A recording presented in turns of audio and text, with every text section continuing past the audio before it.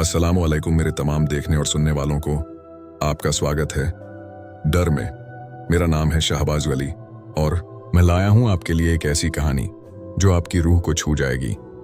एक ऐसी दास्तान जिसके हर लफ्ज में छुपा है अंधेरे का असर और हर मोड़ पर आपको महसूस होगा जैसे कोई आपकी सांसों के साथ साथ चल रहा हो। आज की कहानी भेजी है मुझे आबिद ने, जो अली का क्लासमेट रहा है। लेकिन ये कहानी सिर्फ एक बात तक सीमित नहीं है, ये एक दरवाजा खोलती है ऐसे रहस्य की ओर जिसमें समाया है एक तस्वीर का अजीब सच। वो तस्वीर जिसकी आंखों में सिर्फ नजर नहीं बल्कि कोई छुपी हुई पुकार है, ऐसी पुकार जो सीधी आपकी आत्मा तक पहुंचती है, जो आपको देखती नहीं महसूस करती है। मुझे उम्मीद है कि आपको ये कहानी पसंद आएगी, तो चैनल को सब्सक्राइब कीजिए, वीडियो को लाइक और शेयर करें और नीचे कमेंट करके बताइए क्या आपने कभी किसी तस्वीर में कुछ ऐसा देखा है जो और किसी ने नहीं देखा। तो चलिए अब शुरू करते हैं आज की ये खौफनाक दास्तान, अली और उस तस्वीर का रहस्य। अली लाहौर के पुराने हिस्से में रहने वाला एक 24 साल का लड़का था। एक ऐसा लड़का जिसे ना लोग समझ पाए और ना उसने किसी को समझने की कोशिश की। उसके माँ बाप की मौत तब हुई थी जब वो सिर्फ 8 साल का था। कुछ रिश्तेदारों ने उसे पाला, लेकिन वो रिश्ता जिम्मेदारी से ज्यादा कुछ नहीं था। ना कोई भाई ना बहन, वो अकेला था और अब इतना आदती हो गया था अकेलेपन का कि भीड़ से घबराता था। ना दोस्त, ना शौक, ना महफिलें। उसकी दुनिया थी पुरानी किताबें, फीकी यादें और बीते जमाने के अजीब से किस्से। वो उन चीजों में डूबा रहता था जिनका कोई इतिहास था, पुरानी हवेलियां, भूले बिसरे गाने और वो सब कुछ जो वक्त की धूल में दब गया था। उसका मन अक्सर उसे शहर की गलियों में भटका देता। कभी कोई टूटी कोठी देखता तो वहीं खड़ा हो जाता, कभी किसी बंद दरवाजे को देर तक घूरता रहता। एक दिन दोपहर की तेज धूप में जब लोग घरों में सो रहे थे और गलियां सुनी थीं, अली एक अजनबी गली में पहुंच गया। ये गली बाकी गलियों से अलग थी। मकान झुके हुए, खिड़कियां बंद और दीवारों से सीलन की गंध आ रही थी। हवा में नमी थी, लेकिन वो गर्मी वाली नहीं, बल्कि जैसे किसी पुराने कमरे की बंद घुटन चलते चलते उसकी नजर एक बहुत पुरानी दुकान पर पड़ी। उसका नाम था वक्त का राज। तख्ती लटक रही थी, जंग लगी हुई।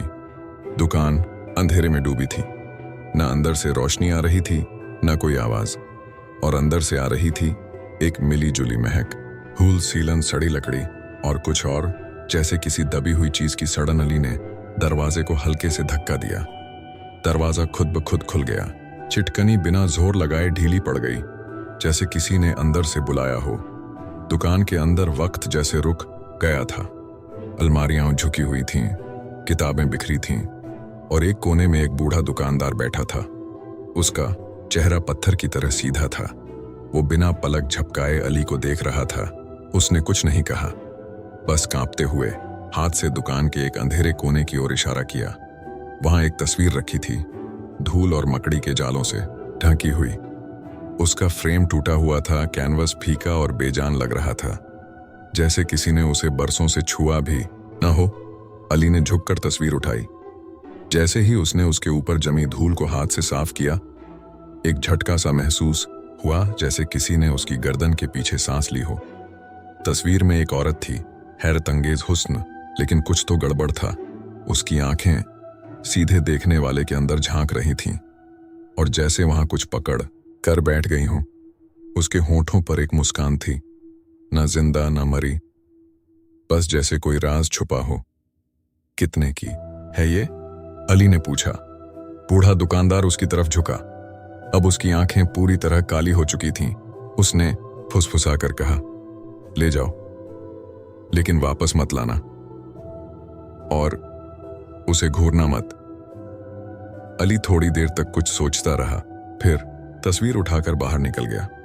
उसने तस्वीर अपने कमरे की स्टडी टेबल के ऊपर दीवार पर टांग दी, जैसे कोई खास चीज हो, कोई ट्रॉफी। रात को पढ़ते हुए उसे अजीब सा एहसास हुआ, जैसे कोई उसकी पीठ के पीछे खड़ा हो। जब मुड़कर देखा, वही तस्वीर थी, लेकिन अब उसकी आंखें और गहरी लग रही थीं। रात के 3 पर उसकी नींद टूटी। कमरे में सर्दी थी, लेकिन वो हवा की नहीं थी, वो हड्डियों में उतर जाने वाली ठंड थी। उसने तस्वीर की तरफ देखा। अब उसकी आंखों में लाल रेखाएं थीं और मुस्कान अब थोड़ी और फैल गई थी। सुबह होते ही अली ने तस्वीर उतार दी और नीचे रख दी, लेकिन शाम को जब लौटा तस्वीर फिर दीवार पर टंगी थी। अब तस्वीर के पीछे की दीवार पर 3 गहरे निशान थे, जैसे नाखूनों से खरोंच दिया गया हो। उसने तस्वीर पलटी। पीछे हल्के से एक नाम उभरा हुआ था, नाजिश बेगम। 1834। अली ने तहकीकात शुरू की। पता चला नाजिश बेगम एक नवाब की बेटी थीं, जो 1886 में अचानक अपनी हवेली से गायब हो गई थीं। लोग कहते थे उसने अपनी एक तस्वीर बनवाई थी और जैसे ही वो पूरी हुई वो गायब हो गई। कहा जाता था कि उसकी रूह उसी तस्वीर में कैद हो गई थी। अब अली की रातें और डरावनी होती जा रही थीं। हर रात उसे कुछ सुनाई देता, कभी किसी के चलने की आहट, कभी किसी औरत की हल्की हंसी। कई बार तस्वीर में उसे खुद का चेहरा दिखता। एक रात उसे सपना आया, वो एक जली हुई टूटी हवेली में खड़ा था। दीवारों पर सैकड़ों तस्वीरें थीं, हर तस्वीर में कोई इंसान कैद था। उनकी आंखें खुली थीं, मगर कोई आवाज नहीं। एक तस्वीर में उसकी माँ थी, दूसरी में उसका दोस्त, तीसरी में खुद अली। सुबह जब वो उठा तो तस्वीर के पीछे एक नई लाइन उभरी हुई थी, तुमने मुझे देखा, अब मैं तुम्हारे अंदर हूं। अब डर के मारे उसने अपने पुराने दोस्त हैदर को बुलाया। हैदर ने जैसे ही तस्वीर देखी, उसका चेहरा सफेद पड़ गया। ये तो मेरी दादी हैं, वो भी इसी हवेली से एक रात गायब हो गई थी। अब जो शक था वो यकीन में बदल गया।